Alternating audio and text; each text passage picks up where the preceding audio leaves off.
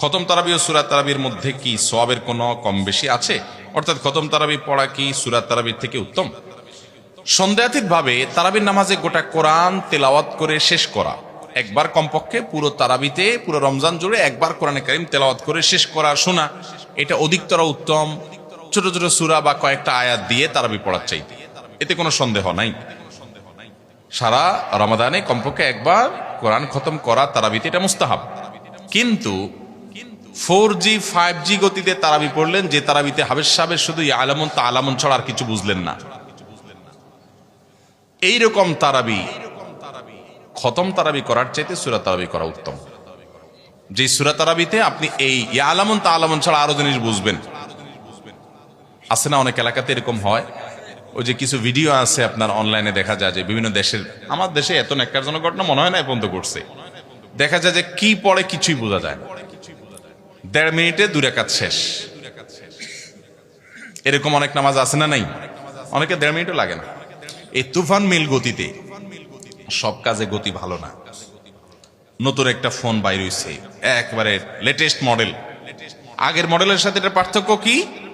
Quarter second আগে কাজ করে, ক্লিক করলে খোলে কোয়ার্টার সেকেন্ড আগে, ব্যাস। এটার কারণে এটার দাম অনেক বেশি। আছে না না এরকম? নতুন ডিভাইস আসছে, মডেল নতুন, দাম বেশি কেন? কারণ একটু আগে খোলে। এখানে গতি অনেক গুরুত্বপূর্ণ এবং গতির কারণে দাম বেড়ে যায়। ইবাদতে কিন্তু সেটা না, এখানে গতি যত কম হবে কোয়ালিটি তত বেশি হবে। অতএব তারাবির নামাজের ক্ষেত্রেও যত আস্তে আস্তে পড়া যায় তত ভালো। বিভিন্ন এলাকায় হাবেস সাহেব বেচারাদেরকে দৌড়ের উপর রাখে মুসল্লিরা, ঠিক না বেঠিক? আমি অনেক হাবেস সাহেব জিজ্ঞেস করছি, ভাই এত হুলস্থুল কেন করে? বলে ভাই পাবলিক ডিমান্ড।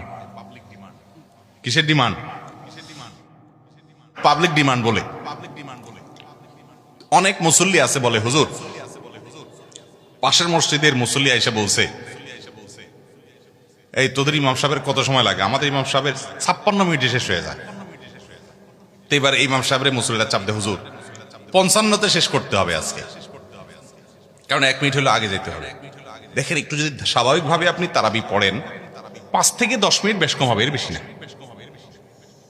অতএব এই হুলস্থুল, যেটাতে হুলস্থুল বলতে অতিরিক্ত হুলস্থুল যদি হয় যে কিছুই না বোঝা যায়, তাহলে ওটার চেয়ে সূরা তারাবি উত্তম। কিন্তু কোরআন খতম করবেন, একটু স্পিডে তেলাওয়াত করছেন, বোঝা যায়, তাহলে অবশ্যই খতম তারাবি উত্তম।